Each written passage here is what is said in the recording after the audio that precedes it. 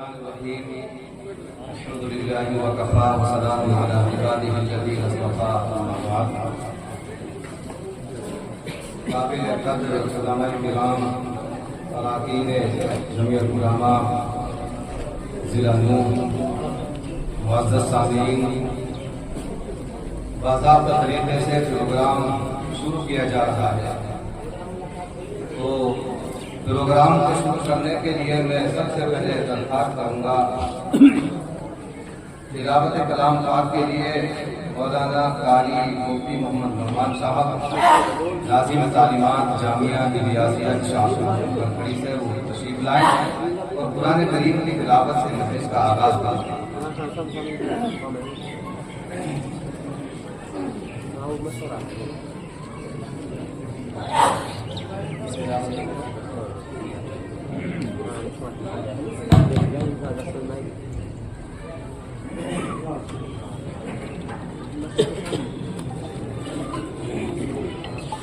أعوذ بالله من الشيطان الرجيم. بسم الله الرحمن الرحيم. وقال اركبوا فيها بسم الله مجريها ومرساها إن ربي لغفور رحيم. وهي تجري بهم في موج كالجبال ونادى نوح ابنه وكان في معزل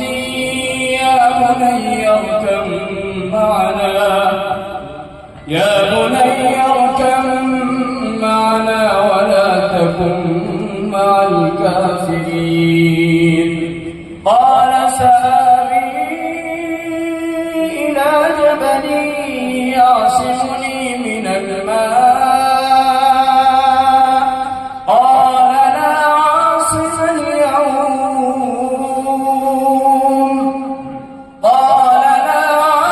اليوم من أمر الله إلا من رحم وحال بينهما الموج فكان من المغرقين. صدق الله العظيم.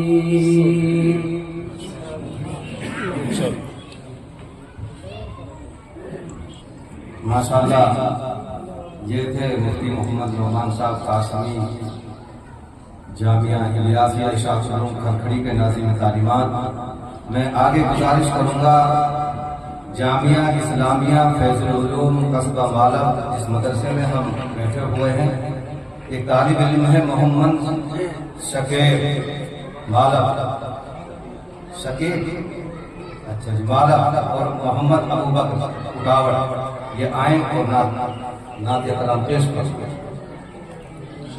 شکیب محمد شکیب مالا اور ابو بکر اٹاوڑ یہ دونوں بچے آتے ہیں. اٹاوڑ کا نام آگے آتے ہیں. حضرت مولانا بشیر صاحب رحمۃ اللہ علیہ بات پوری فرمایا کرتے تھے کہ گورنمنٹ نے ہزاروں خط زمین نیچے بور کر کے دیکھو تیل مل جائے ڈیزل مل جائے کچھ مل جائے کوئی نارینا مطابق دنیا کے پار کرنا پڑا. اور جب چاند پر پہنچے نا چاند پر پہنچنے والے سائنسداں تو انہیں بیگ کھولے ٹپن کھولے کھانو کھا کے دسترخوان بچھا کھانو کھا اتنے کھانو شروع نہ کرو میل کو سفیر السلام علیکم ورحمۃ اللہ وبرکاتہ میل کی مدد سے حاضر خدمت ہوا تو میل کو سفیر اور اٹاوڑ کو میاں جی حاجی ختم.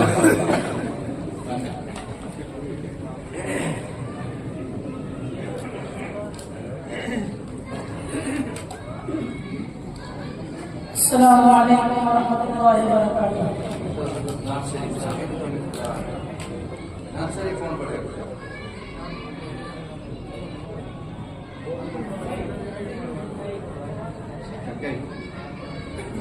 تو پڑھے گا لیکن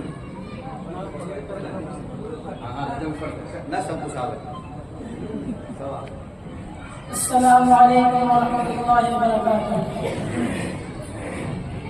میری الفت مدینہ سے جو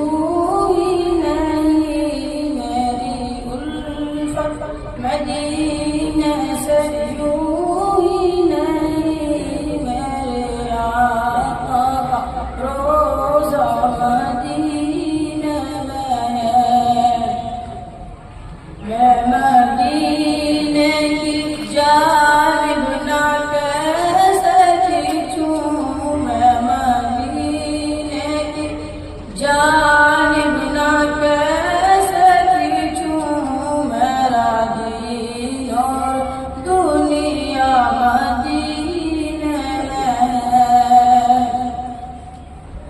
عرش اعظم پہ جس کی بڑی شان ہے روزائے مصطفیٰ جس کی پہچان ہے روزائے مصطفیٰ جس کی پہچان ہے جن کا ہم پلہ کوئی محلہ نہیں جن کا ہم پلہ کوئی محلہ نہیں ایک ایسا محلہ مدینے میں میری الفت مدینے سے کیوں ہی نہیں میرے آقا کا روضہ مدینے میں پھر مجھے موت کا کوئی خطرہ نہ ہو موت کیا زندگی کی بھی پرواہ نہ ہو موت کیا زندگی کی بھی پرواہ نہ ہو کاش سرکار ایک بار مجھ سے کہیں کاش سرکار ایک بار مجھ سے کہیں تیرا جینا مرنا مدینے میں ہے میری الفت مدینے سے یوں ہی نہیں میرے آقا کا روضہ مدینے میں ہے میں مدینے کی جانب نہ کیسے کھینچوں میرا دین اور دنیا مدینے میں ہے السلام علیکم ورحمۃ اللہ وبرکاتہ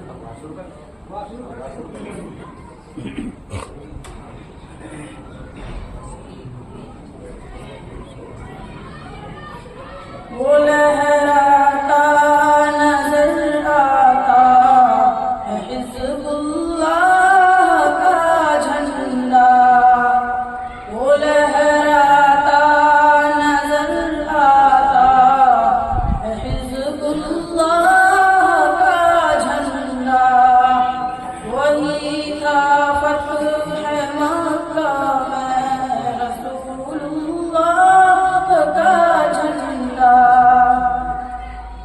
وہ جھنڈا نائبین احمد مختار کا جھنڈا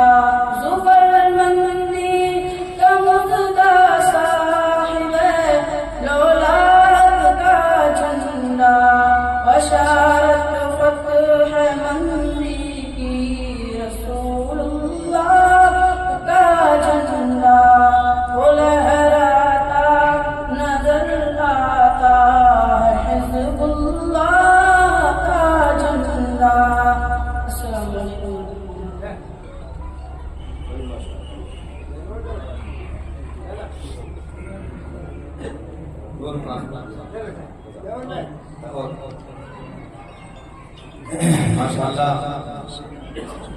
اس بچے نے بہت ہی بہترین انداز میں نعتیہ کلام بھی پیش کیا اور جھنڈے کے سلسلے میں بہترین طریقے سے ترانہ سنایا۔ اللہ تعالیٰ اس بچے کے علم میں عمر برکت نصیب فرمائے۔ حضرات سامعین کرام، ہم اور آپ سب جمعیت علماء ہند کے خدام ہیں۔ جمعیت علماء ہند کیا ہے؟ اس سوال کا جواب دینے کے لیے گھنٹوں چاہیے، بلکہ دن چاہیے، مہینوں چاہیے یہ بتانے کے لیے جمعیت علماء ہند کیا ہے۔ مختصر وقت میں آپ کے سامنے رکھتا ہوں جمعیت علماء ہند کیا ہے۔ جمعیت علماء ہند ہندوستان کے مسلمانوں کی جماعت اور انجمن، یہ در حقیقت وہ جماعت ہے جو شاہ ولی اللہ محدث دہلوی رحمۃ اللہ علیہ کے علوم و معارف کے امین ہیں۔ یہ جمعیت علماء ہند وہ ہے۔ جمعیت علماء ہند وہ ہے جو شاہ عبدالعزیز محدث دہلوی رحمۃ اللہ علیہ کے فتوے پر 1803 میں دیا تھا، جن کے دل کے اندر جذبہ حریت پیدا ہوا، ان مجاہدین آزادی اور اس کارواں کا نام جمعیت علماء ہند۔ باضابطہ طریقے سے جمعیت علماء ہند کا قیام 1919 میں ہوا، لیکن ان خدام نے، ان دین کے سچے سپاہیوں نے، ان مخلصین نے 1803 سے لے کر کے جہد مسلسل کی ہے اور 1857 تک کندھے سے کندھا ملا کر کے انہوں نے جنگ آزادی لڑی۔ 1857 کے حالات آ گئے۔ 1857 میں انگریز جس کو غدر کا نام دیتے ہیں، وہ غدر نہیں بلکہ وہ انقلاب تھا۔ انقلاب 1857۔ اس وقت انگریزوں نے یہ حکم دیا کہ جہاں کہیں مول بھی مل جائے بغیر کچھ پوچھے پھانسی کے پھندے میں لٹکا دیا جائے یا گولیوں سے خون دیا جائے، بغیر ایجنٹ کو سپاہی نے پوچھا پہچان کیا ہوگی؟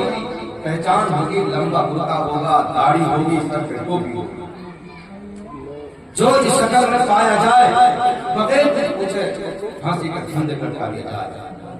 چنانچہ 1857 میں 2.5 لاکھ مسلمانوں کو شہید کیا گیا۔ کتنے مسلمانوں کو؟ کون تھے یہ مسلمان جن کی شکل و صورت علماء نے دی، جو علماء سمجھے جاتے تھے، نظر آتے تھے؟ 2.5 لاکھ مسلمانوں کو شہید کیا گیا۔ لسٹ تیار ہوئی، علماء کون کون شہید ہوئے؟ 51,000 علماء کرام تھے جو 1857 میں جن کو پھانسی کے پھندے پر ڈال دیا گیا۔ مسٹر ہمسن جو انگریزی مورخ ہے، وہ اپنی ڈائری میں لکھتا ہے کہ دلی کے چاندنی چوک سے لے کر پشاور تک کوئی درخت ایسا نہیں تھا جس میں کسی عالم کی گردن نہ لگی۔ یہ قربانیاں ہمارے کافرین کی، کون تھے یہ کافرین؟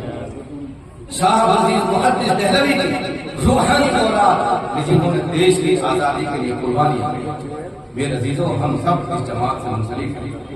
1857 کے ٹھیک 9 سال بعد علماء شہید کر دیے گئے، مدرسوں پر بلڈوزر چلا دیے گئے، مساجد پر تالے لگا دیے گئے اور مسلمان قصب و خوشی کے عالم میں آ گیا۔ ہمارے کافرین کچھ بیچارے ہجرت فرما کے مکہ مکرمہ چلے گئے، جن میں مولانا رحمۃ اللہ کیرانی جنہوں نے مدرسہ سولتیہ قائم کیا مکہ مکرمہ کے حرم شریف کے اندر، اور حضرت حاجی امداد اللہ مہاجر مکی جو سید الطائف تھے، جس بارگاہ کے سردار تھے، جن کی قیادت میں شاملی کے میدان میں جنگ آزادی لڑی گئی، اور شاملی کا میدان آج بھی ہماری شہادت اور ہمارے خون کا گواہ ہے۔ 1857 کے ٹھیک 9 سال بعد 30 مئی 1866 میں جو ہمارے اکابر علماء کرام بچے کچے رہ گئے تھے، اللہ کی مشیت و مرضی سے وہ باہر نکلے۔ انہوں نے دیکھا علماء کو شہید کر دیا گیا، مدارس پر تالے پڑ گئے، بلڈوزر چلا دیے گئے، اور اب اس ملک میں عیسائی مشنریاں پھوٹ گئی۔ اور انہوں نے کیا کام کیا، کیا چال چلی؟ پادریوں نے، عیسائیوں نے گھر گھر جا کر مسلمانوں سے کہتے تھے تم یہ بچے ہمارے حوالے کرو، چونکہ بچے یتیم ہو چکے تھے، غریب ہوئے تھے، کوئی پوچھنے حال نہیں کیا، یہ بچے ہمارے حوالے کرو۔ کیا کرو گے؟ ہم ان کو اپنے کانوینٹوں میں پڑھائیں گے. کانوینٹ کا ترجمہ ہے عیسائی مدرسہ، جس میں خالص عیسائی کی تعلیم دی جاتی ہے، اسے کانوینٹ کہا جاتا ہے. ہمارے حوالے کرو، ان کا کھانا فری، تعلیم فری، دارالاقامہ فری، لباس یونیفارم فری، یہ صرف ہمارے حوالے کرو. ان کی سب کچھ دیکھ دیکھ پرورش اور تعلیم کا انتظام ہم کریں گے. چنانچہ میرے بزرگوں، جب ہمارے کابل نے دیکھا کہ علماء کو شہید کر دیا گیا، پھانسی کے پھندے بھٹکا دیے گئے، اور اب ان کی اولاد اور نسلوں کو ارتداد کی طرف، عیسائیت کی طرف مائل کیا جاتا ہے، نکلے باہر. اور باہر نکل کے 30 مئی 1866 میں مسجد چھتا کے شہر میں انار کے پیڑ کے نیچے ایک مدرسہ قائم کیا. بھائی سبحان اللہ کہتے ہیں، آپ فضلائے دارالعلوم ہیں. سبحان اللہ. کیا نام کا؟ مدرسہ اسلامیہ عربیہ دیوبند ابھی دارالعلوم. میرے پاس وہ کتاب موجود ہے جس میں یہ ابتدائی تعلیم تعلیم کی مدرسہ قائم ہو گیا انار کے پیڑ کے نیچے مسجد چھتا کے شہر میں. ایک استاد مقرر کیا گیا جس کا نام ملا محمود. ایک طالب علم پڑھنے کے لیے آیا، اس نے اتفاق کہ ان کا نام بھی محمود. وہ پڑھانے والا بھی محمود اور پڑھنے والا بھی بولو بھائی محمود. اور اللہ کے نبی علیہ السلام کو جنت میں جو مقام ملے گا اس مقام کا نام بھی محمود. سبحان اللہ، کیا مناسبت ہے. یہ طالب علم محمود جو پڑھنے کے لیے آیا، ان کے باپ کا نام تھا حضرت مولانا ذوالفقار احمد صاحب دیوبندی رحمۃ اللہ علیہ، ان کے بیٹے تھے. اب مدرسہ شروع ہو گئے، ایک استاد ایک طالب. یہ جو طالب علم بن کر آیا محمود، آگے بڑھے محمود الحسن، اور آگے بڑھے مولوی محمود الحسن، اور چلے مولانا محمود الحسن، اور چلے آگے شیخ الہند حضرت مولانا محمود الحسن صاحب دیوبندی رحمۃ اللہ علیہ، اور چلے بڑھاپے میں اسیر مالدہ کے نام سے تاریخ اسلامی. میرے بھائیوں، اس طالب علم نے کیسے کیسے کارنامے انجام دیے آپ تصور نہیں کر سکتے. ان کے شاگرد، ان کے معاصرین میں اجمیر کے تھے مولانا معین الدین اجمیری رحمۃ اللہ علیہ. وہ چل کر کے اجمیر سے دیوبند آئے. اس زمانے میں حضرت شیخ الہند رحمۃ اللہ علیہ سے بڑے مول صاحب کہا جاتا تھا کہ بڑے مول. وہ آئے کہ میں دیکھتا ہوں دیوبند میں کون ہے بڑے مول صاحب. اور بڑے مول صاحب کے پاس پہنچ کے دروازہ کھٹکھٹایا. اندر سے ایک نیدل کی لنگی باندھے ہوئے بنیاد پہنے ہوئے ایک آدمی آئے. دروازہ کھولا، بٹھایا، پانی پلایا. تھوڑی دیر بعد شربت آ گیا، اور اس کے بعد میں شربت کے بعد میں کھانا آ گیا، اور کھانا ان کے ساتھ رکھا گیا. پھر کھانے کے بعد یہی شخص ان کو بیچنا سے پنکھے سے ہوا کرنا شروع کر دیا. انہوں نے چلا کر کہا بھائی مجھے حضرت مولانا محمود الحسن صاحب سے ملنا ہے، نہ مجھے کھانے کی ضرورت ہے نہ مجھے پینے کی ضرورت ہے، مجھے مولانا حضرت مولانا صاحب. اللہ اکبر. کہنے لگے سر جھکا کر کے یہاں مولانا مولانا حضرت کوئی نہیں رہتے. محمود الحسن اس ناکارہ کو بھی یہ اخلاص اور الہیہ ہمارے بزرگوں کی پنکھ کا جھکرے اپنے ہاتھ سے کھانا کھاتے. یہ تھے وہ شیخ الہند دارالعلوم کے پہلے طالب علم مولانا محمود الحسن صاحب دیوبندی رضی اللہ عنہ. بات چیت ہوتی رہی. آگے کہنے لگے مولانا معین الدین صاحب اجمیری کہ مولانا آپ تو بڑے مول صاحب ہیں. پاگل ہے لوگ کہتے ہوں گے بڑا مول صاحب. نہیں، بڑے مول صاحب ہیں، لیکن آپ نے کوئی بڑا کارنامہ انجام نہیں دیا. وہ نہیں جانتے تھے تاریخ. آپ نے کوئی بڑا کارنامہ انجام نہیں دیا. کہ میں کہہ رہا ہوں لوگ پاگل ہیں، مجھے بڑا مول صاحب کہتے ہیں. حضرت ایسا تو نہیں ہے، تو آپ بڑے، لیکن آپ نے کوئی کتاب نہیں لکھی. جب وہ مصیب ہوئے تو فرمایا سنو، آپ کہتے ہو کہ کتاب نہیں لکھی. میں کہہ رہا تھا کہ میں بالکل درد کہتے لوگ بڑا مول صاحب اور میرا کوئی کارنامہ انجام نہیں دیا میں نے. لیکن سنو، اگر حدیث پر میری کتاب دیکھنی ہے تو میرے انور شاہ کشمیری یہ کتاب دیکھیے میں نے حدیث پہ. تفسیر میں اور تصوف پر میری کتاب دیکھنی ہے تو میرے اشرف علی تھانوی. سیاست پر میری کتاب دیکھنی ہے میرے عبید اللہ سندھی اور میرے حسین احمد مدنی. اور اگر آپ کو دعوت و تبلیغ کی کتاب چاہیے تو میرے الیاس کی. بتاؤ میں نے کون سا موضوع پر کتاب نہیں لکھی. میرے عزیزوں، میرے بزرگوں، میری قوم کے نوجوانوں، دارالعلوم کے فضلاء کرام، یہ تاریخ تھی ہمارے اکابرین کے بزرگوں کے، دارالعلوم دیوبند کے سب سے پہلے طالب علم حضرت شیخ الہند مولانا محمود حسین صاحب دیوبندی رضی اللہ عنہ کی، ان کے شاگرد جان نشان کرتے تھے ان کے اوپر۔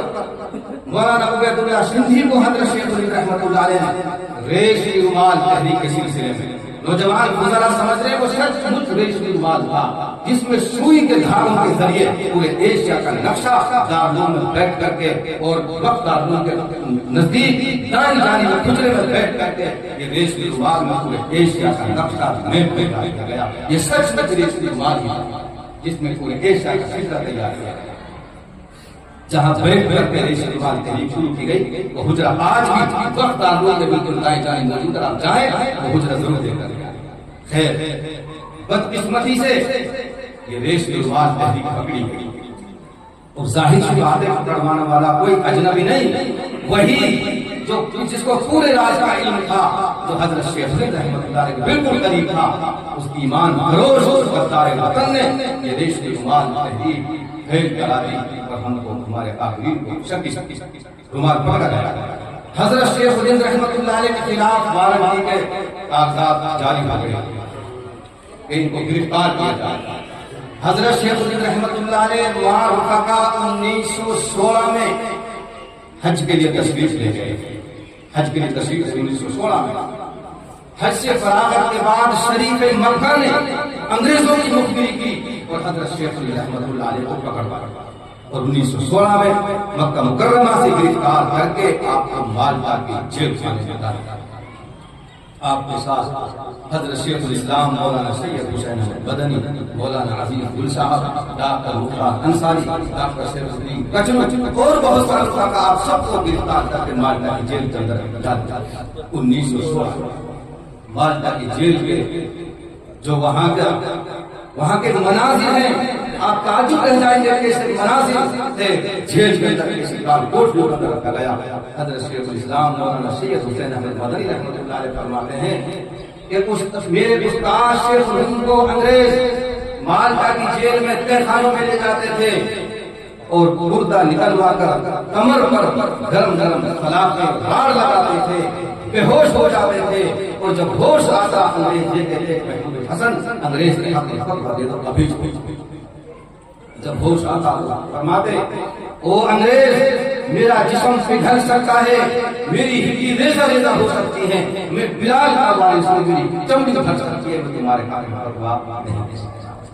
4 سال تک کال کوٹ کے اوپر رکھا اور جب ان کا جنازہ اٹھایا گیا اور نہلانے کے لیے کپڑے اتارے گئے تو نہلانے والے کہتے ہیں کہ کمر میں ہڈیوں کے علاوہ گوشت لام کی کوئی چیز نہیں، اور یہ رات اگر جان دیتے تو حضرت شیخ الاسلام مولانا سید حسین احمد مدنی بتاتے تھے، صرف ایک اپنے شاگرد کو بتایا حسین احمد بن کمر، اور یہ بھی کہا ساتھ ساتھ حسین احمد یہ کمر آپ کو پتا ہے کہ اللہ جانتا ہے میں جانتا ہوں، خبردار اگر میرا یہ راز کسی کے سامنے بولا۔ اور جب ان کا انتقال ہو گیا اور جسم سے کپڑے ہٹائے گئے، کمر دیکھ کی گئی، تو حضرت شیخ الاسلام رحمۃ اللہ نے فرمایا میرے استاد کا یہ راز اس وقت تھا جب تک وہ حیات تھے، اب وہ دنیا سے پکڑا فرما گئے، میں راز کھولتا ہوں۔ اور جب حضرت شیخ الاسلام رحمۃ اللہ نے راز ڈالا کہ جسم سے گوشت نام کی کوئی چیز نہیں، ہڈیوں کا نام جب راز چلتے چلتے سلسلہ 1919 میں 4 سال مالٹا کی جیل میں رہنے کے بعد واپس دیوبند تشریف لائے۔ دیوبند تشریف لائے 1919 اور سب سے پہلے بمبئی کے شاہد کے جب اترے جہاز سے ہزاروں آپ کے مریدین، آپ کے تلامذہ، آپ کے چاہنے والے اور جنگ آزادی کے مجاہدین جب میں غفیر استقبال کیا۔ ان مستقبلین میں ایک آدمی تھا سر رحیم بخش، جس کا سر پر پیدل کے بعد انگریزوں کا پٹ سر رحیم بخش، اس نے چیر کے پھاڑ کے ہوئے حضرت کے پاس پہنچے اور جا کر یہ کہا مولانا آپ نے اتنے علماء شہید کرا دیے، اتنے مسلمان مروا دیے، مدرسوں پر بلڈوزر چلوا دیے، اپنی حالت دیکھو آپ کی کیا حالت ہے، اب مان جاؤ، رہنے دو، اب دارالعلوم کی مسند سے بیٹھ جاؤ اور اس تحریک کو آگ لگا دو، چھوڑو، ان کی حکومت آج بھی قائم ہے، کل بھی قائم رہے گی، اب کوئی فائدہ نہیں ہے جانی مالی مال۔ فرمایا حضرت شیخ الہند رحمۃ اللہ اور رحیم بخش میں جانتا ہوں سمجھتا ہوں میرے ہاتھ پیروں نے جسم نے بالکل جواب نہیں دیا، لیکن سن میں چارپائی پہ لیٹ جاؤں گا، اپنے شاگردوں سے کہوں گا کہ ہندوستان کے جس کونے میں مجھے پہنچا سکتے ہو پہنچاؤ، اور میں انگریزوں کے خلاف اس تحریک کو کبھی بھی ختم نہیں ہونے دوں گا۔ بچہ کہتے ہیں 1919 میں دیوبند لائے، پھر مشورہ آپ کو ایک بات ہو یاد رکھے بیچ میں جو سے میں نے بتایا کہ جمعیت علماء 1919 میں قائم نہیں ہوئی، جمعیت علماء کو حضرت شاہ عبدالعزیز محدث دہلوی رحمۃ اللہ علیہ کے فتوے سے قائم ہوئی۔ بہت ساری تحریکات چلی، تحریک ریشم جماعت، تحریک ترک نوالا، تحریک عدم تعاون، تحریک عدم تشدد، ہندوستان چھوڑو تحریک، خلافت کانفرنس، نظارت المعارف، جمعیت الانصار، اتنے ناموں سے تنظیموں سے مل کر کے انگریزوں کے خلاف کام کیا۔ سب کا نچوڑ اور سب کا اس عشیر یہ تب ہوا 1919 میں جب حضرت شیخ الہند رحمۃ اللہ علیہ جیل سے مشورہ کیا گیا، سارے پلیٹ فارم فائل ہوئے، ایک متحدہ پلیٹ فارم بنایا جائے۔ چنانچہ امرتسر کی مسجد خیر الدین میں بیٹھ کر کے ہمارے اکابرین نے جمعیت علماء ہند کی تعبیر ڈالی، جن میں حضرت مفتی اعظم مفتی کفایت اللہ رحمۃ اللہ علیہ، حضرت مولانا سید حسین احمد مدنی رحمۃ اللہ علیہ، امام الدین مولانا ابوالکلام آزاد رحمۃ اللہ علیہ، شہبان الدین مولانا احمد سعید اور بہت سارے کارکن مل کر کے امرتسر کے مسجد خیر الدین میں بیٹھ کر کے جمعیت علماء ہند قائم ہوئی۔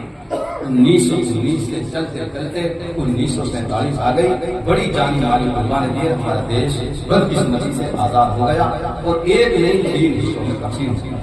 بدقسمتی اس وقت جو قربانیاں دی ہیں میں نے آپ سے عرض کیا، تھوڑے سے وقت میں نہیں بتایا جا سکتا۔ یہ آپ جمعیت علماء ہند کی مختصر سی تاریخ کی جھلک ہے۔ آپ سب جمعیت علماء ہند کے خدام ہیں، آپ جمعیت علماء کے کارندے ہیں، کارکنان ہیں، اور اللہ تعالیٰ ہم کو جماعت سے مرتے دم تک جڑے رہنے کی توفیق عطا فرمائے۔